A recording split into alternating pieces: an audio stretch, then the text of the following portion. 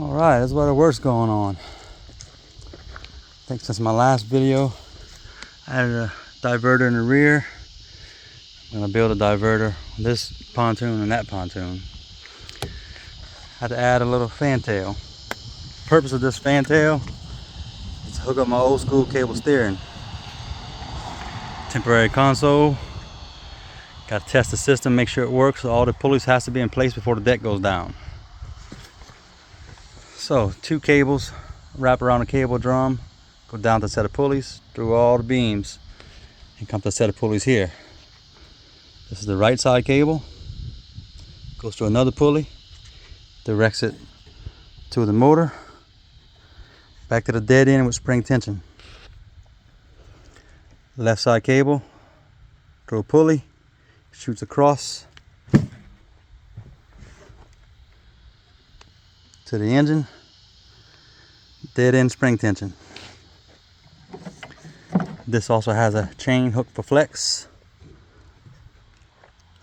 I'll show you how all that works. So basically I can tidy up, go launch it and do a test ride. Test controls and steerings. I did add controls. That was another big project.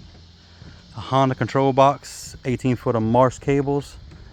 And I made some adapters I mentioned in another video. I had to adapt to this old motor. Throttle, gear shift, everything seems to work. Alright, backside console. Continuous cable drum. It's one piece of cable, 50-foot long. The 25-foot centers right here. One side goes through front of the spool, one side goes through the back. That way it's continuous. Alright. Let's see if I can steer this and let you see the motor. It's a 1.5 to 1 reduction on the wheel, giving you plenty power and slow turns. Steering wheel's not bolted down yet. See? You get the point.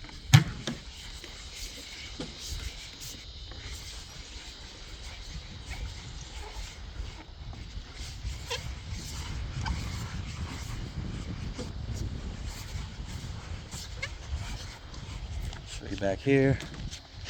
Full left turn. The pulley just tucks under the deck works. I notched out some little cutouts on both sides. I may trim that a little more. But from the top view, right side cable to the engine, back to the dead end on a spring. Left side, very similar. And that gives me a 1.5 to 1 reduction. Gives me a lot of power, and it also makes it hard for the engine to feed back to the steering, to where when you let go of the wheel, it's going to hold its course unless you're pushing hard.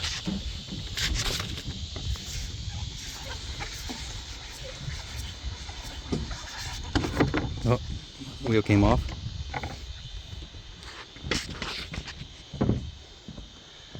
Same thing on this side. That is full steer and throw, both directions. It's smooth and consistent. Springs take up any tension or vibration from the engine. It'll just shudder and pick up any slack, and it's easy to tension. There's some little cable locks right there on each end. You can tension the cable anytime. This is a stainless cable coated in like a rubber, sort of like you buy for a clothesline or a dog runner.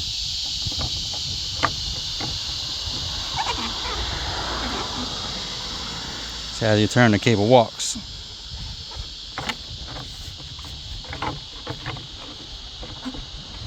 I really need to bolt down the steering wheel.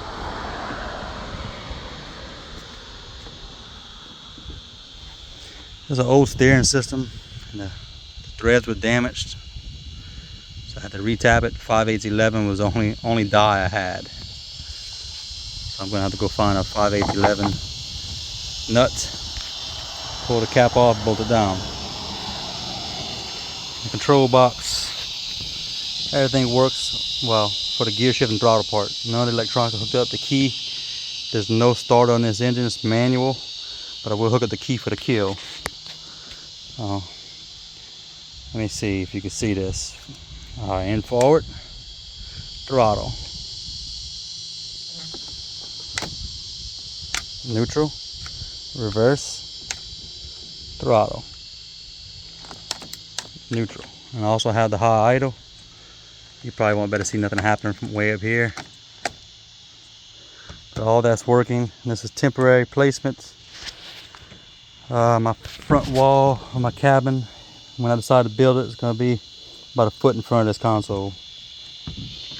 I'm going to try to put a sliding glass door on this end. So that's good ways in the future. Right now she's ready for a test ride. Tune in for the next video. I'll try to have a better update. I don't think I'm going to show a video of me riding it with the steering. I mean, I can. I'll see what happens when I get out there. Thank y'all for viewing.